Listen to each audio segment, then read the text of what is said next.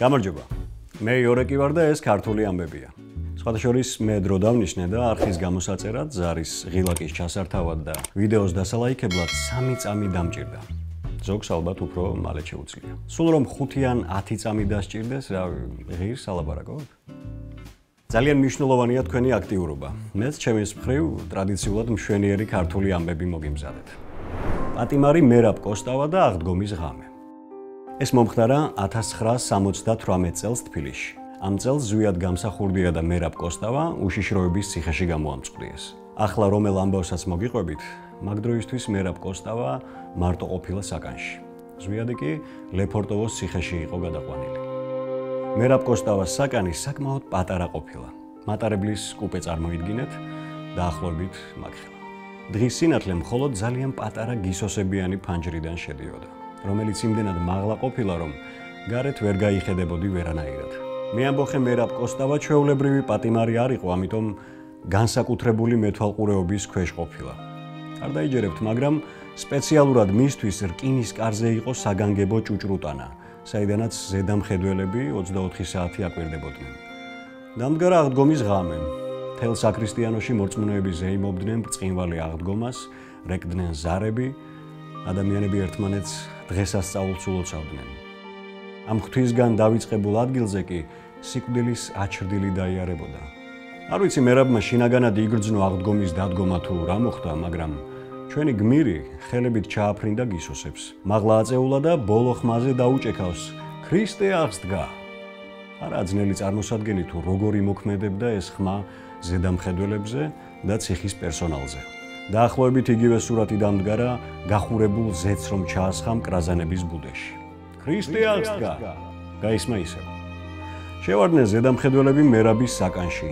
ჩამოეკიდნენ ფეხებზე, მაგრამ თურმე ძვრა ვერ უყვეს. მერაბ კოსტავა ისედაც ძლიერი იყო ფიზიკურად, მაგრამ ამ დროს საოცარი ძალის მოზღვავება ვიგრძენიო, იგონებდა თვითონ. ეჯაჯგურებიან ზედამხედველები და ვერაფერს აკლებენ. მერაბ კოსტავა კი ბოლო ხმაზე გაიძახის: ქრისტე აღსდგა. იქამდე ვიძახებ, სანამ არ მიპასუხებენო. არ ნებდებოდა მერაბი. ციხის პერსონალი უფრო და უფრო ცოხდებოდა. მერვე თუ მეცხრე დაძახებაზე სადღაც შორიდან მოისმა ნანატრი ჭეშმარიტად. აქ კი შეუშვა ხელები მერაბმა გისოსებს. ის პატიმარი ვინ იყო, ვინც მერაბს უპასუხა, არავინ იცის. არც ის ვიცით, რა ბედი ეწია მას ამისთვის. ნიკო მუსხელიშვილი და სიგარეტი. ეს ამბავი აკადემიკოს ნიკო მუსხელიშვილზეა. ათეულობით წელი საქართველოს მეცნიერებათა აკადემიის პრეზიდენტი, როცა ასაკში შევიდა, ექიმებისგან მთელი რიგი შეზღუდვები შეეხო, ჯანმრთელობასთან დაკავშირებით. იქნებოდა ეს ალკოჰოლი, სიგარეტი, ძილი, კვება, დასვენება თუ სხვა. თუმცა ლეგენდარული მათემატიკოსისთვის ყველაზე მტკივნეული სიგარეტის შეზღუდვა აღმოჩნდა. მას დღეში 12 ღერი სიგარეტი გამოუყვეს, იდეით საათში 1 ღერი. ვინც ფიქრობთ ეგეც ბევრიაო, უნდა გითხრათ, რომ ნიკო დიდი ხნის სტაჟიანი მწვეველი იყო და რამდენიმე კოლოფსაც კი ეწეოდა დღეში. 12 ღერი სიგარეტის გამოზოგვას ასე თუ ისე ახერხებდა ნიკო მუსხელიშვილი, თუმცა ცოტა ხანში საერთოდ აუკრძალის მოწევა. თან კატეგორიულად გააფრთხილეს ყველა, ვისაც კი შეეძლო მისთვის სიგარეტი მიეტანა სახლში. ეძებდა ნიკო მთელი დღე სახლში სიგარეტს, ეგება სადმე გადავმალე და დამავიწყდაო, თუმცა უშედეგოდ. არც მეუღლეს მიჰქონდა სიგარეტი და მისი უერთგულესი მძღოლი ალიოშა, რომელიც მზად იყო ბატონი ნიკოს გულისთვის წყალში გადამხდარიყო, სიგარეტთან დაკავშირებით ძალიან კაცრი აღმოჩნდა. აკადემიკოსი ვერაფრით ეგუებოდა უსიგარეტობას. მთელი დღე ბოლთას სცემდა ოთახში. მეცნიერულ მუშაობას საერთოდ თავი მიანება, მოიწყინა, ხასიათი გაუფუჭდა.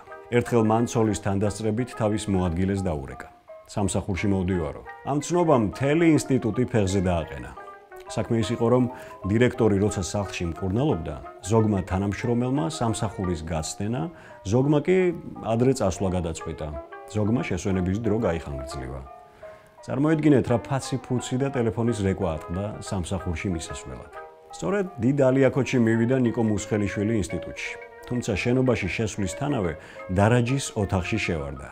კარი მოიხურა და დარაჯს სიგარეტი სთხოვა. ეს იყო დარაჯის ცხოვრებაში ყველაზე ბედნიერი დღე. თვით ნიკო მუსხელიშვილმა სთხოვა სიგარეტი. ესე სადგა და მთელი კოლოფი გაუწოდა. ნიკომ ერთი ღერი ამოიღო, უხმოდ მოწია, დანარჩენი კოლოფი ჯიბეში ჩაიდო და სახლში წამოვიდა. მათემატიკის ინსტიტუტში კი დირექტორის მოლოდინში წესრიგის დამყარების დიდი სპეცოპერაცია კაიხანს გრძელდებოდა. ოპერა საფრთხე რუსეთისთვის. მე-19 საუკუნის მეორე ნახევარში თბილისი ფაქტიურად ოპერომანიით იყო შეპყრობილი. 1851 წელს გაიხსნა ოპერა და გაიმართა პირველი წარმოდგენაც გაეტანო დონიცეტის ლუჩია დი ლამერმური. სპექტაკლს გრანდიოზული წარმატება ხვდა წილად. დამთავრების მერე დასიდა დამსწრე საზოგადოება მტკვრის მარცხენა სანაპიროს გაუღვა. სახალხო ზეიმად ქცეულმა სანახაობამ პირდაპირ მდინარე მტკვარში გადაინაცვლა, სადაც ტივებზე მსხდომი ხალხი მთელი ღამის განმავლობაში ზეიმობდა ოპერის თეატრის გახსნას თბილისში. პირველ წარმოდგენას მოყვა ერნანი, ნორმა, სევილიელი დალაქი და სხვა ოპერები. ამ შესანიშნავმა თეატრმა ახლად დადგმული საოპერო სპექტაკლებით მნიშვნელოვნად აამაღლა თბილისის კულტურული ცხოვრების საერთო დონე. თბილისელ მელომანთა შორის იტალიელი კომპოზიტორებიდან დიდი პოპულარობით სარგებლობდნენ ბელინი, დონიცეტი, როსინი და ვერდი. თუმცა ვინგაცა და კულტურით ტკბობა. პროცესებით რუსი სპეცსამსახურები დაინტერესდნენ. ახლა გეტყვით რატომ.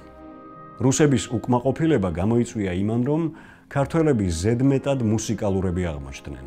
წარმოდგენიდან გამოსულები მოსმენილ მელოდიებს სტვენით და ღიღინით იმეორებდნენ, რაც რუსებს არ მოსწონდათ და სპეცსამსახურებმა წერილებიც აფრინეს მოსკოვში. მათი სიმღერა ნაციონალისტურ იდეებს აღვიძებსო. მოგეხსენებათ, იტალიური ოპერა, განსაკუთრებით ვერდის, დონიცეტის და ბელინის შემოქმედება, სავსე იყო იტალიური ნაციონალისტური იდეებით, რაც ძალიან აშინებდა რუსულ უშიშროებას. რა უნდა ეკნათ, რომ იტალიურ ოპერას აღარ გაეღვიძებინა ეროვნული იდეები ქართველებში. ასე პირდაპირ ვერ აკრძალავდნენ სპექტაკლებს. თბილისი ფაქტიურად ოპერით ცხოვრობდა. ხალხის უკმაყოფილება და პროტესტი წალეკავდა იქაურობას. ამიტომ ბევრი იფიქრეს თუ ცოტა, მოიფიქრეს. რას მოიფიქრებდნენ რუსეთის სპეცსამსახურები ნორმალურს, ადგენენ და ერთ-ერთ ღამეს ოპერის შენობა გადაწვეს.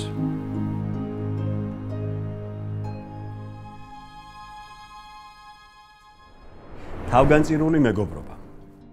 ეს ამბავი მეგობრობაზეა. დიახ, თავგანწირულ მეგობრობაზე. იყო ასეთი გოგონა ნინო ღვინიაშვილი.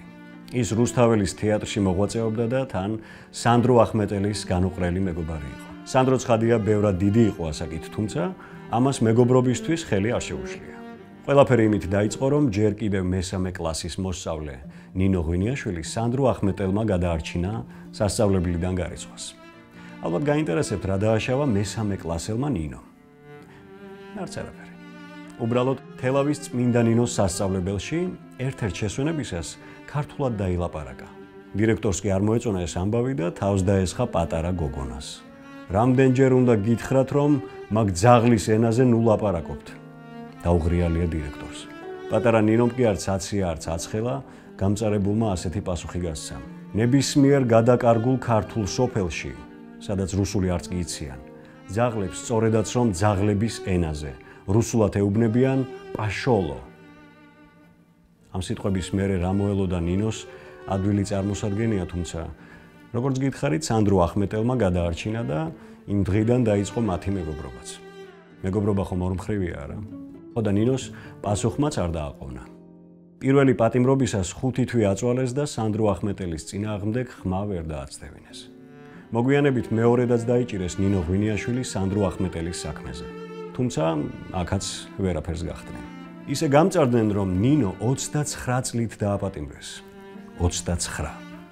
და სწორედ ამდენი ხნის შემდეგ გაათავისუფლეს უკვე დაუძლურებული და ცალითვალით დაბრმავებული. მეზობელს უკითხავს, ნინო, არ ნანობ, რომ შენი ცხოვრების 29 წელი და ცალითვალი სანდრო ახმეტელს შესწირეო. ნინო მეორე თვალზე ხელი აიფარა და უპასუხა, ოღონდ სანდრო ახმეტელი ცოცხალი გადარჩენილიყო და მეორე თვალსაც დაუფიქრებლად შევწირავდიო. აი ასეთი მეგობრობა იცოდნენ ძველად საქართველოში. ამიტომაც ვერ გაგვტეხეს და ვერ გადაგვაშენეს. ძველად რა, ახლაც არიან ჩვენს გვერდით ასეთი ადამიანები. არსაც ასულან. ასეთი ამბები მქონდა თქვენთვის შერჩეული. რა სიტყვით? თუ მოგეწონათ ვიდეო, დაალაიქეთ და არხით გამოიწერეთ. შემდეგი ამბებიც მალე იქნება. დროებით.